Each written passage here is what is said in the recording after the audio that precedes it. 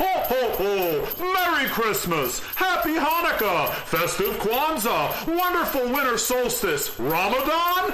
Let's have some fun! Ooh. Ba-da-ba-ba, ba-da-ba-ba. All right. Promoter 101. 12 Nights of Christmas. Promoter 101. Promoter 101.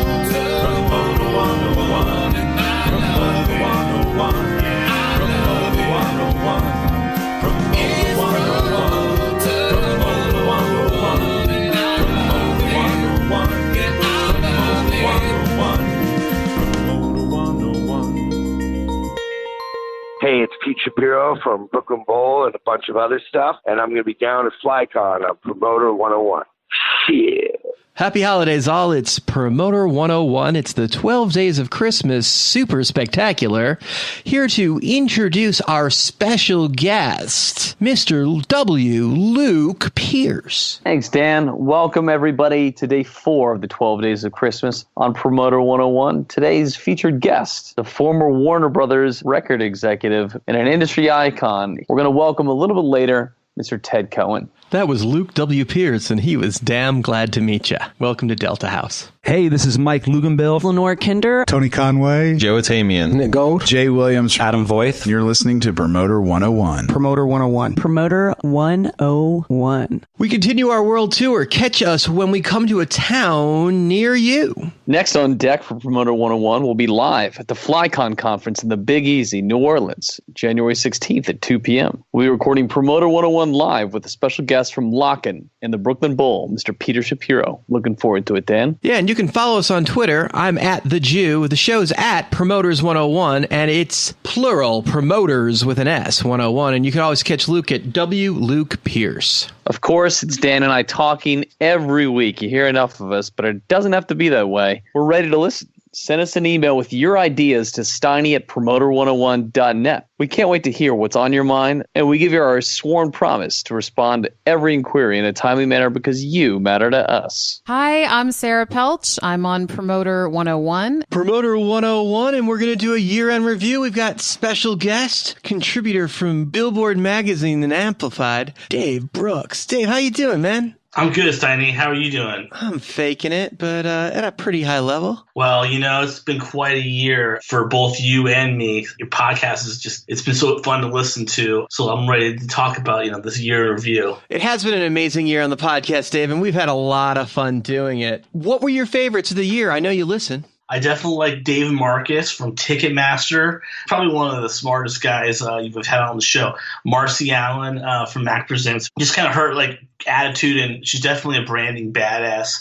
And then rounding out with Jamie Loeb, Jay Marciano, which I know is late last year, but it was awesome in Aspen Live. And of course, the Shep Meister, Shep Gordon, Super Minch. That was probably one of the funniest ones, I thought. And you were doing it at his pad in Maui, right? Yeah, it's one of those things. It's like getting invited to Dr. Evil's lair kind of thing. He's like the coolest guy in the business, and that if those walls could speak, you never know who's going to be there. Have you thought about who some of your dream guests would be? Who would you love to have on the show in 2018? Wow, that's a big question, man. I mean, think about some of the great managers. Guys like Doc McGee would be great. Think about the legendary promoters like Delsner, Clearly Rapino, Tillett, Simon Moran from the UK, Michael Chugg from Australia would be great. Some of the great agents out there. Would love to have Kara Lewis. Would love to get Emma Banks on from CAA UK.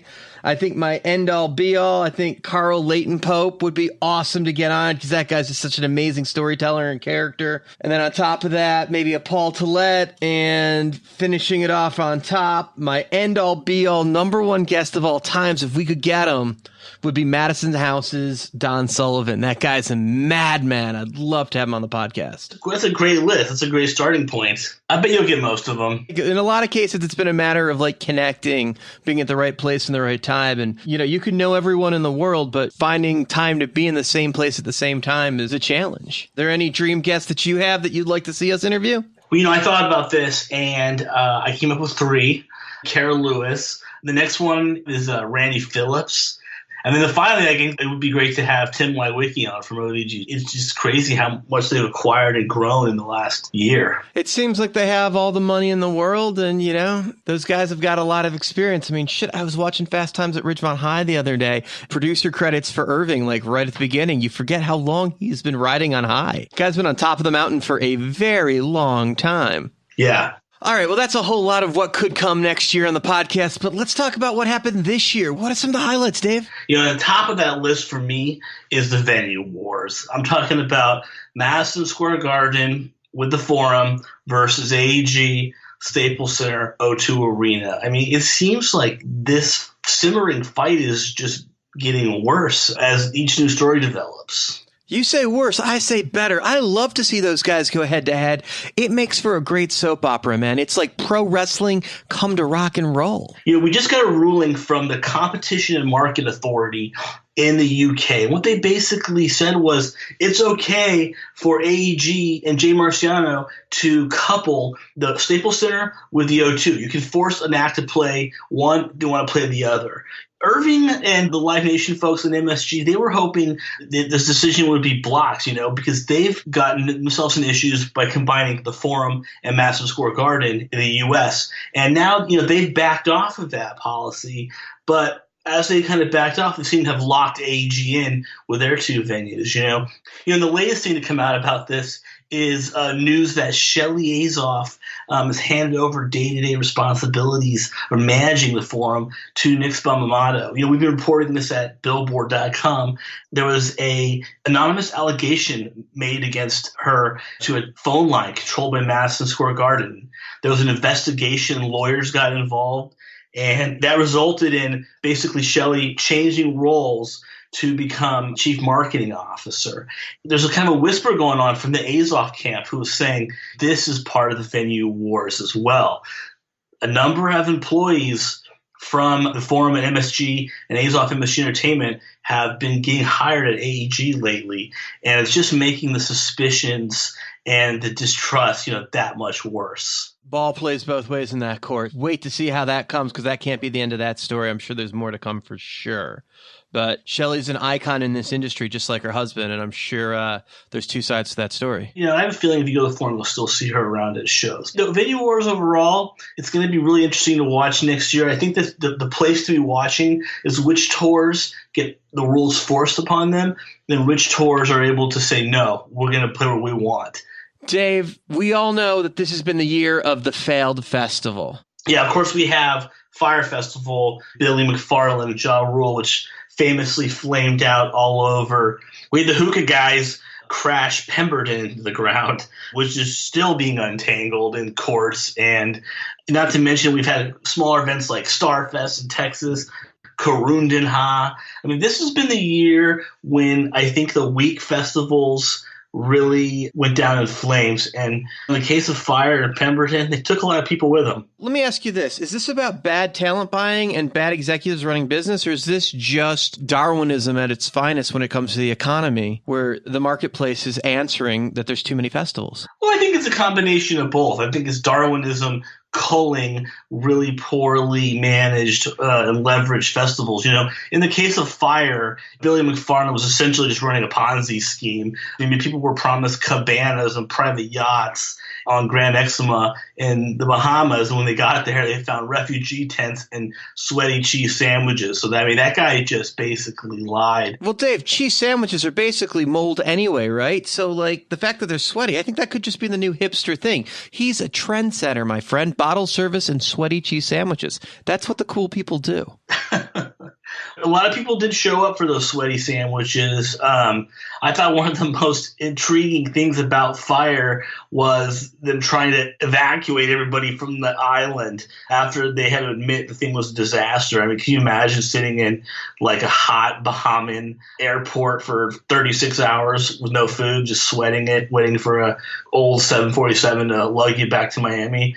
The festival thing is something that we've covered well, and I think everybody's up to date. Hookah's gone. Fire Fest, those guys are probably going to do time. Ticketmaster verified fan, you got to have some opinions about this, my friend. I'm more bullish on the Verified Fan than a lot of people, I think, are. We watched it. They kind of slowly rolled it out with Ed Sheeran. We saw it tested with Harry Styles. Did an entire tour with U2. The big one, of course, is Taylor Swift. She did her entire stadium tour using the Verified Fan platform, which is basically the system rolled out by Ticketmaster that has people register in advance, and then instead of opening up the floodgates at 10 a.m. to let everybody buy tickets, they basically slow the sales process. As a customer, you get It's like you get your tea time to go out and buy your ticket. Yeah, it's like when you go to Disneyland, they tell you, be on Space Mountain at 10:40 a.m. Ticketmaster skipped the line pass, buy your ticket at 10:47 a.m. for Taylor Swift. What a great concept, Dave. The bigger story with Verified Fan is basically shifting kind of the sales away from the secondary market, onto the primary side. So the fans aren't expecting tickets to get sold out instant and they look on StubHub. They're looking on Ticketmaster. That's only as effective if the prices are right. So the other side of Verified Fan, I think a lot of people talk about, is higher prices for the big shows, right? I mean, that's the other story of the Taylor Swift tour, where they had floor seats listed for $500, pit passes for $800, VIP for $1,500. I mean, I think that's what ultimately made the Taylor Swift tour successful. And I can tell you, they made a lot of money. I spoke with a source at AG before this podcast, and he told me that in those first 2 weeks with Taylor Swift, they did $180 million. Wow. I'm going to tell you right now, that's more than the podcast is going to make this year. We'll have to keep watching the Verified Fan fight, but it seems like the bigger acts have adopted it. So whether the promoters or the venues want to see it anyway, if you sell the act, we're all going to follow because we don't have a fucking choice.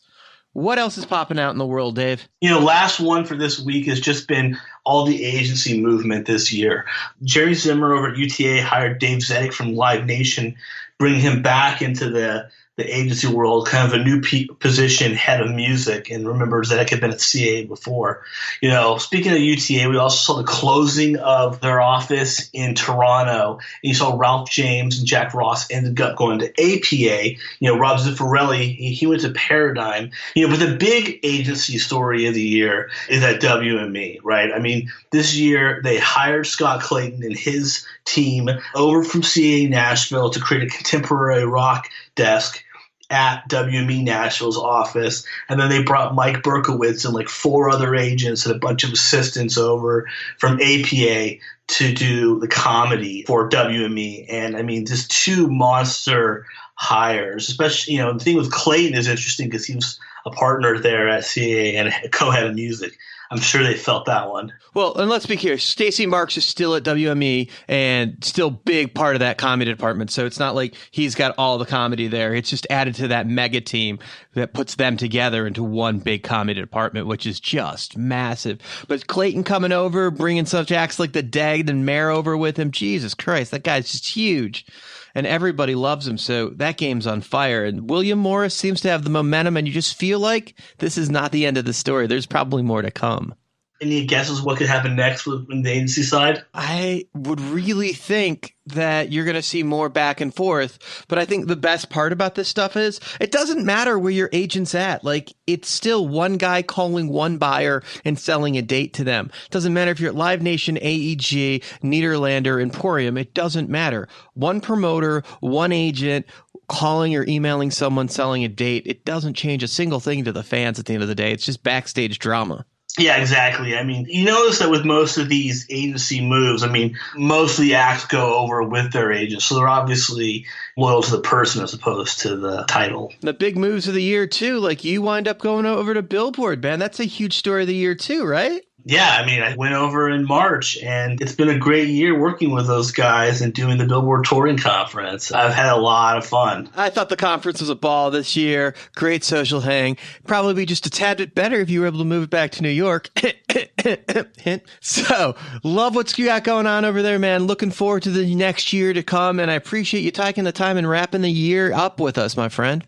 Anytime, Steiny.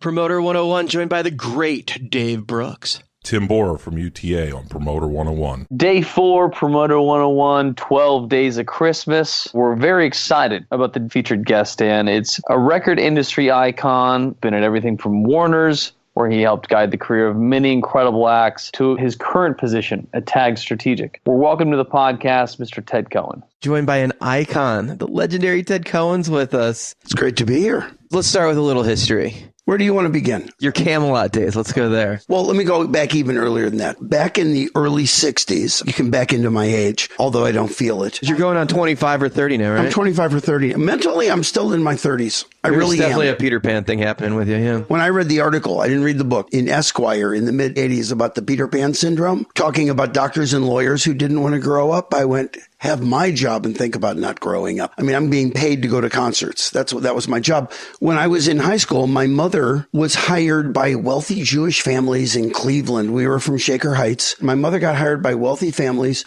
to throw like over-the-top parties. She was a party planner before the idea of a party planner existed. But to the nth degree. To the nth degree. So she did a party, an evening at New Orleans Mardi Gras. You figure, okay, so you'll have some jambalaya, you'll have some pralines, whatever. No. She contracted with Antoine's restaurant in New Orleans to prepare food for 200 people, put it on a 4:00 flight from New Orleans, landed in Cleveland at 6:00, and then was brought over to the country club. And the food was served on Antoine's china with Antoine's silverware. They brought a couple waiters up that came with it. She had Creole girls that she hired off the street in New Orleans with Creole carts, serving Creole, giving out pralines from Aunt Sally's pralines. So I got into what it was to like do something that was a spectacle.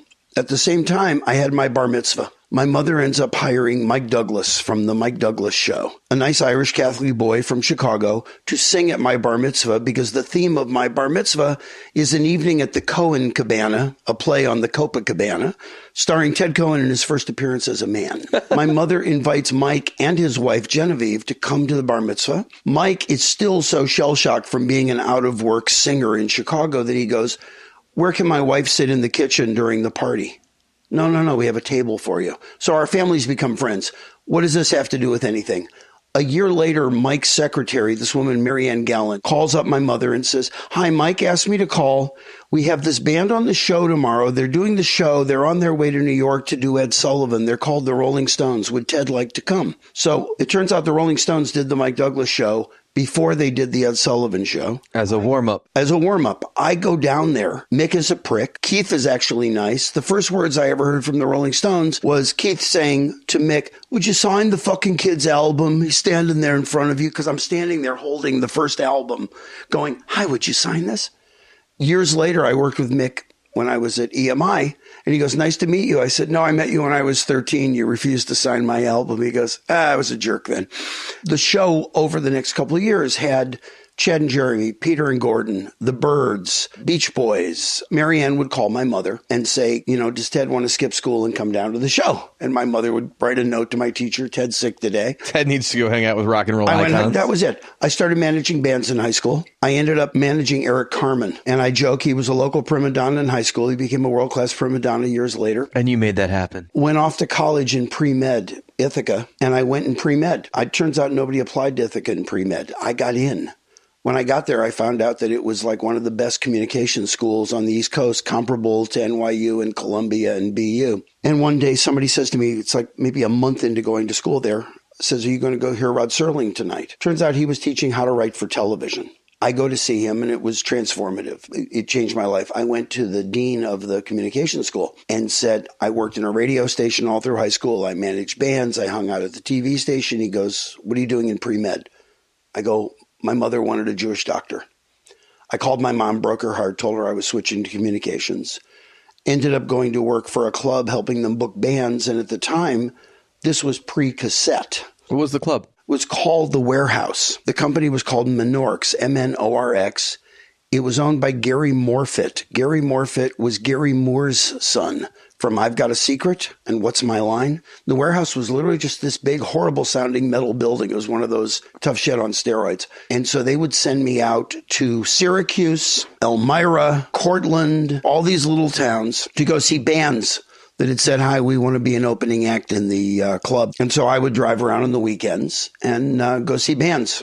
And then I worked in the college radio station. Sophomore year, they asked me to be on the freshman orientation committee. So I came up a week early. And part of that was booking the freshman mixer. And so I ended up booking a band called The Choir. The Choir was the band just before the Raspberries. Eric was in the band. Local bands from New York State were getting $3,000, $4,000 a night in 1968 to play like frat parties. It was insane money.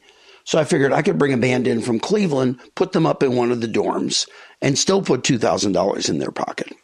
Problem was nobody knew the band. It's the night of the mixer, and we haven't sold 5 tickets. So it's 5 o'clock. Dinner is starting. The building that the dance was in was the student union. The ground floor was the cafeteria. The 4th floor was this multi-purpose room where they were having the dance. And I turned to the band at 5 o'clock as dinner is starting, and I said, I'm going to open all the sliding doors on this balcony, this terrace that was off of the main room. I said, start rehearsing. And they said, what do you mean? I said, just start playing, because I knew how good they were. They played. People started coming upstairs to hear the band that was rehearsing. The show sold out. Desperation really creates some good marketing. Right. I knew they had the goods. I knew that if people heard them, they'd love them.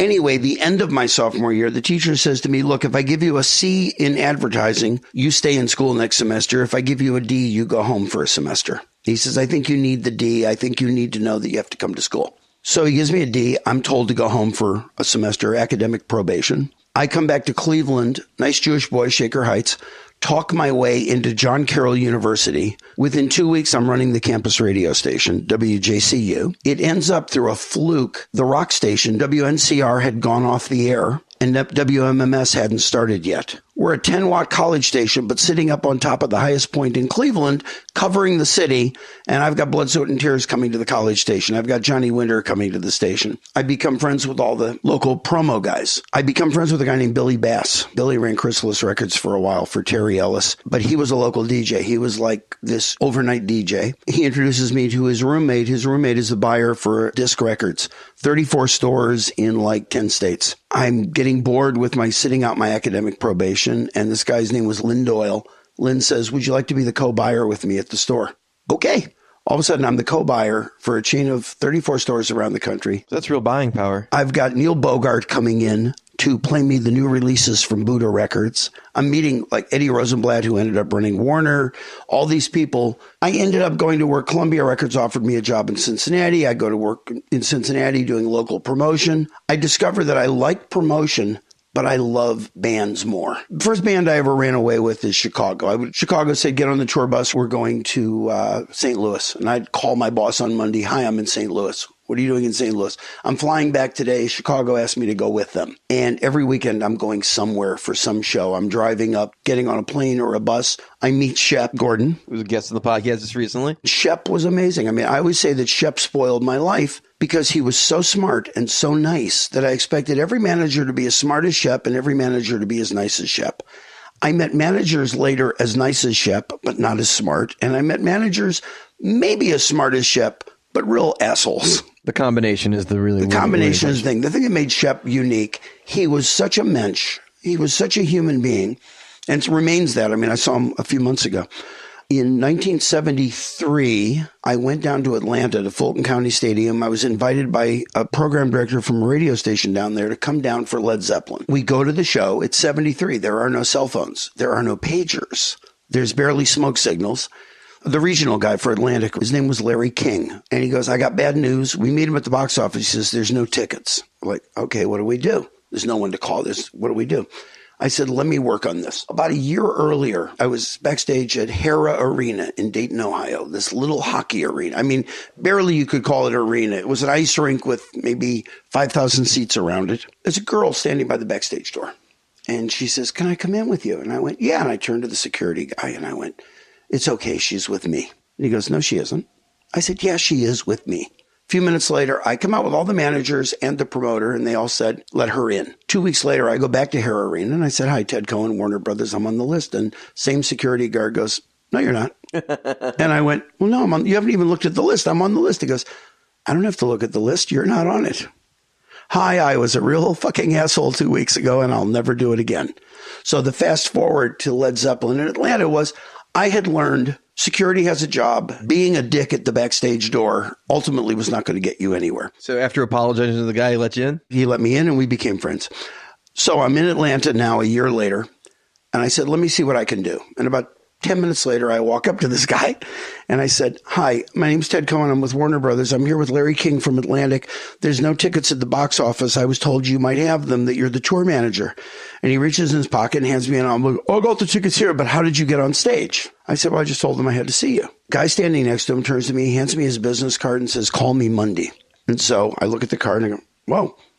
Monday, I call him. Hello, Mr. Greenberg. It's Jerry Greenberg, president of Atlantic Records. Of course it is. And he goes, when can you start? I said, when can I start what? He goes, working at Atlantic. I said, what do you mean? He says, you walk through 70,000 people.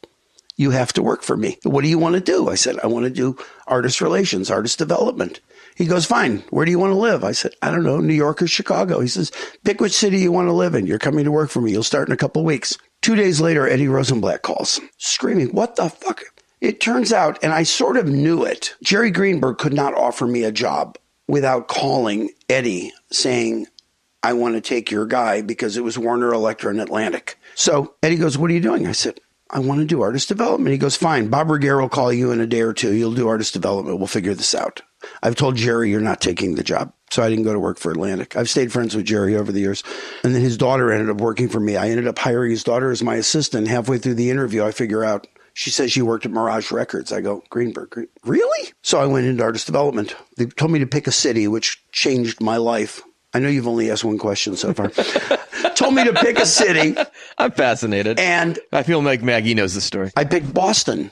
They said, you can't live in New York. It's too expensive to have you live in New York. We don't want to pay you that much. But if you want to live in Philly, Washington, Boston. So I picked Boston, which turned out to be the career changer. My first tour was Leo Sayer. You make me feel like dancing. You make me feel like dancing. I want to dance the night away. So I get a call. Just happened. I get a call about a month into the gig from my boss, Bob Ruggiero, the smartest man I've ever known, says to me, tell me that you didn't tell Leo Sayer to fire his manager. I went, well, yeah, he's terrible.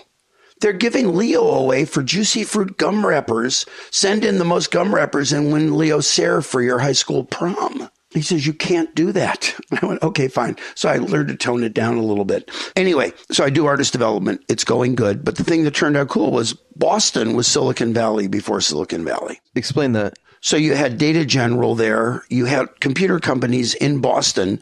Before Silicon Valley became Silicon Valley, Boston, they had 128, which was called the Information Loop or something. They had some name. Okay, so that's where the big corporations that did tech of the mid-'60s. Yeah, back in the mid-'60s into the mid-'70s. Because they couldn't be in New York, it was too expensive. There was a guy named Peter Sprague. His father owned National Semiconductor, and he was a trust fund baby. I see an ad in the Boston Globe that the chairman of Advent needs an executive assistant. I turned to my then girlfriend and said, you need to go to work at Advent. She goes, why would I want to work there? I said, they have this new big screen TV. It's phenomenal. I want one. She ends up getting the job working for Peter. She had been Frank Zappa's secretary, working for Herbie Cohen when Herbie managed Frank Zappa. She gets the job. I end up becoming friends with Peter. Now, Peter turns out to be a trust fund baby. You might like Ferraris, so you possibly would buy a Ferrari. Peter liked Aston Martins, so he bought Aston Martin, not the car, the company. He liked Advent speakers. The reason he was chairman of Advent was he liked Advent speakers. He bought Advent. He asked me in 77 to go to the Consumer Electronics Show in Chicago. We're sitting in his room at the Drake Hotel on Michigan Avenue, and these two homeless-looking guys walk in, straggly hair, beards, with a little brown zipper canvas case under their arm. And they put it down on the table and said, we want to show this to you. And they open it up and they go, this is the Apple I computer. It's going to change the world. We want to trade you one of these Apple I computers for one of your big screen TVs so that we can show color graphics to people. Because the Apple computer, the Apple I, was the first computer that did native color graphics out of a video out, that you didn't have to have some arcane way of getting the video to the screen. So they did the trade. I didn't work for Advent. I didn't get the computer.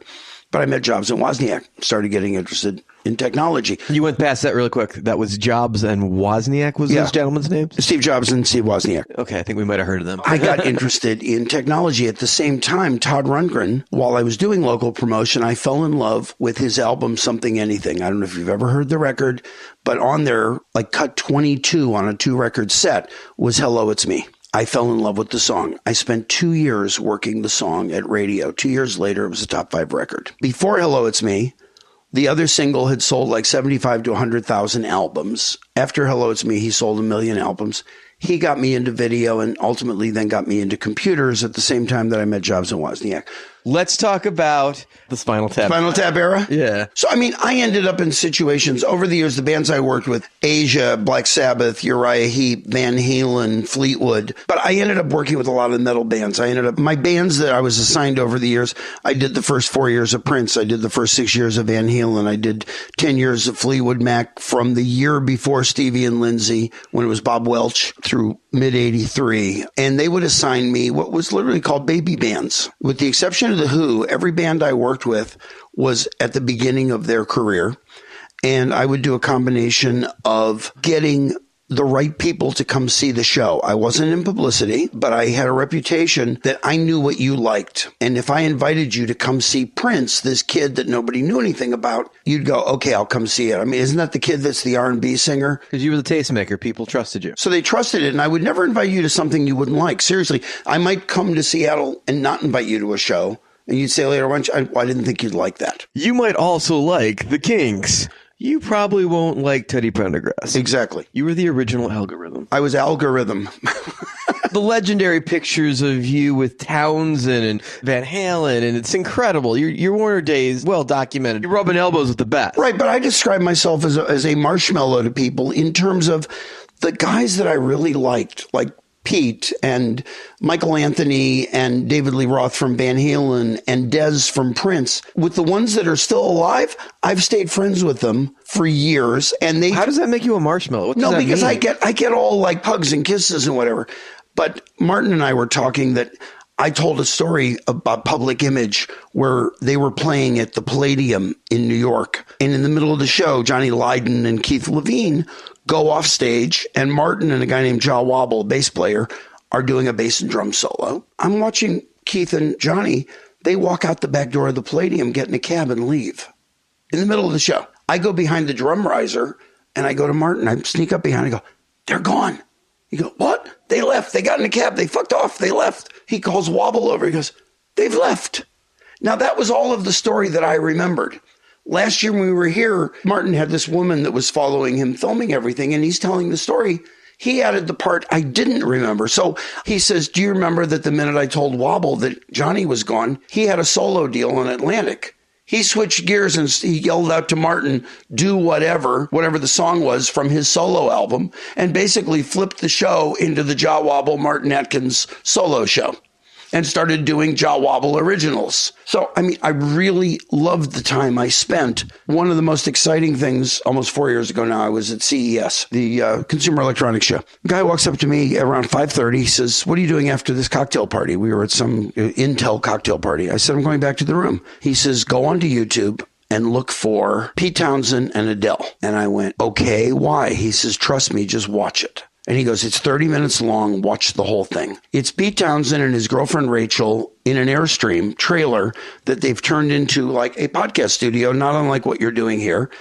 It's him and an engineer sitting in the back, but I'm watching it. And then it gets to 27 minutes and 20 seconds. Adele has said that she performed at the Brits. It was a horrible experience, except Prince was there. She says, if you like Prince, he goes, oh, he's a genius. She goes, have you ever seen him? He says, no. You know, back in 82, there was this guy from Warner Records, Ted Cohen, who said to me, you've got to go see Prince. I just finished working with the tour I did just before the Who tour was Prince, Dirty Mind. He says, I said, you have to go see him. And he goes, is he the guy that wears stockings? I said, yeah, but it's stage clothes. He's not, it's like Rocky Horror Picture Show. He's just wearing, I said, it's like you ripping your t-shirt or smashing a guitar. He says, no, I'm not interested. So as of 2012, when he did this thing with Adele, he had never seen Prince between 82 and 2012. That's January of 2013. I'm watching this in Vegas. In March of 2013, I come to South by Southwest here. I always talk about serendipity and happenstance and Zelig and whatever. I'm walking past the fire department down the street there by the Hilton. I see a black Mercedes Stretch pulls into the fire department driveway. Pete gets out. I said, hi, Pete. He goes, Teddy, what are you doing here? I said, I come every year. I said, what are you doing? He goes, I'm doing a keynote. He says, by the way, I saw Prince last week. You're right. He's really good. He had not seen Prince between 82 and 2013. He had just seen him at the O2. And so the validation, because I remembered sitting with Pete when Pete said, what music have you heard lately that I should be aware of? I went, there's this kid, Prince. I'm telling you, he's going to be huge. In 2014, we're in Vegas for the electronics show again. I have terrible tickets to the Monster headphone concert that Noel does every year. Every year, Earth, Wind and Fire one year, George Benson another. That year, it's Fleetwood Mac. I have crap tickets. It's like the rings of a sequoia. I'm in the new growth on the outside ring of a 2,000-year-old tree. The inner ring is like, right up on stage. I keep bumping into people. They go, what are you doing back here? Oh, wait, here, I've got a wristband. Go forward. I end up on the side of the stage. I became friends with road crew. I became friends with the sound tech. I became friends with the background singers. If I liked them, if they were good people, I didn't care what they did. No ego. I'm standing by the side of the stage, and I see Sharon Cellini, who was Stevie Nicks' wardrobe person, became her background singer, became the background singer in Fleetwood Mac. She walks over. She goes, Teddy, what are you doing here? I said, we don't have any really good tickets, whatever. She turns to one of the road crew guys and says, get him a couple passes. She walks us under the rope. She guides us backstage. They're on their last song. She's going up to do the encore. Show ends. John comes off. Mick comes off. Literally, as he's coming down the ramp, I go, Mr. Fleetwood. He goes, Mr. Cohen. I said, I'd like you to meet Miss Blackwell. He goes, Miss Blackwell, really? He stops. Real pleasure to meet you. He says, do you know the reason we're famous is because of your boyfriend? I literally did not see that coming, but I spent 2 years on the road with them before Stevie and Lindsay when it was a station wagon tour. Fleetwood Mac was 3 station wagons and an equipment van with Bob Welch, playing 2,000, 3,000 seaters in Scranton, Pennsylvania, in Ocean City, Maryland. I just have visions of this when it was a 2-station wagon tour, a 3-station wagon tour. Got out of hand there up to 5-station wagons. Right. And then it's a private plane, and then it's whatever. Right. So it's been a really good career. I then switched into tech full time. I've ended up I'm working on a book with a guy named Matt Cohen, who was a former Reuters journalist. And we came up with tech, drugs, and rock and roll. Because I'm all over the place, as you've experienced for the last 45 minutes, he basically gives me an assignment every week of what we talk about. And it's drawing parallels between a Johnny Rotten or a David Lee Roth and a Steve Jobs. What is it about icons in technology and icons in music? What are the similarities? What causes them to break through and come up with things that either change people's lives emotionally or change people's lives through technology? That's fascinating. And it should be a great book. When does that come out? Are you guys just writing Sometime it now? next year. We're in the middle of it. How did you jump from music to tech? What was the catalyst? I became the person that you would call up and say, do I get a dual turntable or do I get a Technics turntable? Do I get a Pioneer receiver or do I get the JVC receiver? Then VCRs came out. And so you'd call me, do I get beta or VHS? What are you going to use it for? Are you going to archive it or are you just recording the movie of the week on ABC and you're going to erase it? So you just didn't buy a VCR. You were the guy that wanted to know exactly which VCR did what. Right. So at the end of the first Prince tour, the band came over one night and I had a 10-foot screen with Pong and Atari 2600. And we were playing video games and they'd never seen anything like that. When the tour ended, Prince came over one night and I showed him music videos for 3 hours one night and 4 hours the next night. So I became sort of this guy that I knew about equipment. And one day I get a phone call from a guy named Stan Cornan. We should talk about it sometime. Stan Cornan, there's 2 people at Warner, the Camelot years. Warner was Camelot. It really was. I worked for a guy named Bob Regier who created the concept of not artist relations, take the band out to dinner, but artist development. Who's the right promoter to work with? Should they play a club tour headlining or should Van Halen open for Journey? And great relationships with Frank Barcelona at Premiere and Shelley Schultz at ICM and Tom Ross at the beginning of CAA. And basically booking tours together in cooperation with the label. Putting Randy Newman in Carnegie Hall. Paying to have Randy Newman play Carnegie Hall because we felt Randy Newman should play Carnegie Hall and they wouldn't book him. So we put him in Carnegie Hall, paid for the show, and then Carnegie Hall booked him every year for like the next 15 years because once they saw him on stage... They got it. But you made the investment. We had to prime the pump. So anyway, Regier was amazing. The other guy that was amazing was this guy, Stan Cornan. Stan Cornan would run ads in Rolling Stone saying, send us 10 cents and we'll send you the Joni Mitchell album because we have a warehouse full of them and she's the most brilliant singer-songwriter in the history of the world and there's a crime that this album's sitting in a warehouse. So just put 10 cents in an envelope with your return mailing address. We're going to give you the record because you have to know about Joni Mitchell. So one day, Stan calls me and says, we're starting a tech committee between Atari, which Warner owned at the time, and Warner Music to look at when the CD came out. This is in 82. CD was coming out in 83. So we're at the height of the Atari 800 computer. We're at the height of the Atari 2600 game console cartridge unit. And the CD's coming out a year later. And it was the inevitability that the CD was going to be playable on a computer and that at some point you would be able to manipulate the music on a CD on a computer. The guy who was leading the committee from the Atari side was a guy named Alan Kay. Alan Kay invented the mouse. He's the guy who showed it to Jobs and Wozniak. He was at what, Xerox? He was at Xerox, exactly. He was the guy at Xerox, and he left Xerox when they didn't use his technology at Xerox. He went to Atari. He called Stan and said, we want to start an intercompany task force talking about where digital is going to go. I joined the task force. It was a very heady group. It was Alan Kay. It was me. It was a guy named Bob Stein who started Voyager and Criterion, which was, I don't know if you've ever seen the Criterion collection in movies where they're annotated with all kinds. This was pre-IMDb. You would click on a window and the text window would open saying, in this scene, Scorsese did whatever on Laserdisc and then later on CD-ROM. There's the Spinal Tap. Spinal Tap is available on Criterion CD-ROM with all these annotations about here's the real hall in Cleveland where another band got lost. Because all those stories in Spinal Tap were based on real things. They came from something. Anyway, so I was on that committee. The next thing that happened was Stan called me and said, I called Stan and said, you're the CD liaison for the Warner Music Group for the rollout of CDs. This is a year later. I said, I'm going to get on the CD list. He goes, no, it's only for like Mo, Austin, and whatever. A week later, his assistant calls me up, Carol Schultz, and says, hi, Stan says you know the people at Advent. His son wants a pair of Advent speakers. I said, tell Stan I want CDs. She calls back, you're on the CD list. Can you get the speakers, please? Within a year, I had like 1,000 CDs at the very beginning of it. But what we talked about seriously on the committee and how I got in all of this, we went through just about every scenario that currently exists. We talked about streaming music. We talked about downloading. We talked about burning CDs. We talked about You didn't know all this. how we were going to get there, but you knew at some point we'd be able to get there. We would get there. It was an eventuality. It was an eventuality. It wasn't a possibility. You're not an engineer, but you knew that it could happen. Consumer you had the experience. vision of this is where we're going. Right. But what we didn't envision was disruption of me sending you a song. Everything we talked about came from a central point. It came from Warner Records streaming to Source. you. It came from Source. It wasn't The owner of the disintermediate. license. There was no peer-to-peer. But we did talk about all those scenarios. But to put it in perspective, in 1986, a CD burner was $20,000 and a blank disc was $100.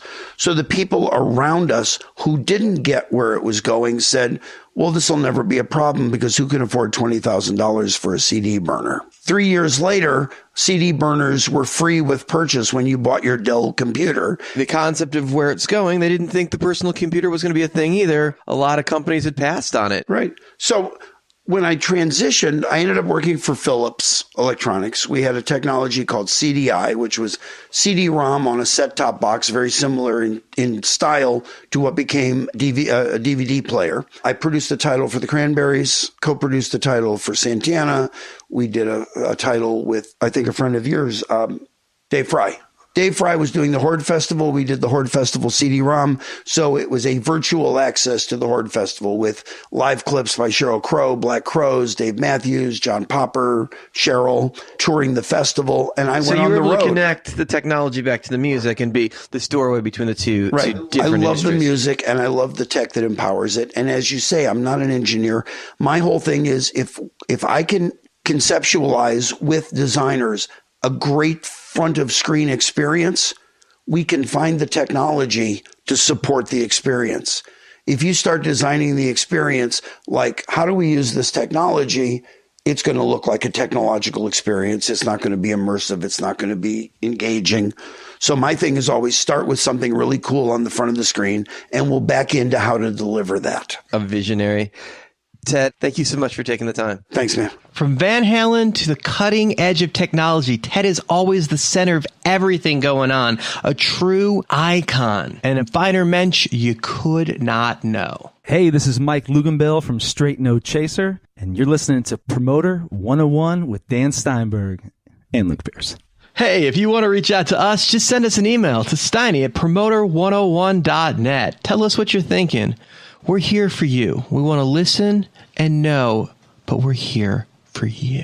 That's going to do it for day 4 of the Promoter 101 12 Days of Christmas. For those of you just tuning in for the first time, this is an abridged version of this podcast. We're bringing you a special interview each and every day, and that means tomorrow, day 5 of the 12 Days of Christmas, we're going to be spending a little time with another featured guest, another interview for you to enjoy during your holiday season. Any hints on who that's going to be, Luke? No, because I haven't read what the next script is here, Dan. Well, then until then, we're wishing you sold out shows, and we'll see you tomorrow. Cheers. Hey, this is Craig Newman. For all you lovers out there, turn on the AM radio, put down your inhibitions, and pick up a cool glass of Promoter 101. Let's have some fun! Ooh. Ba-da-ba-ba.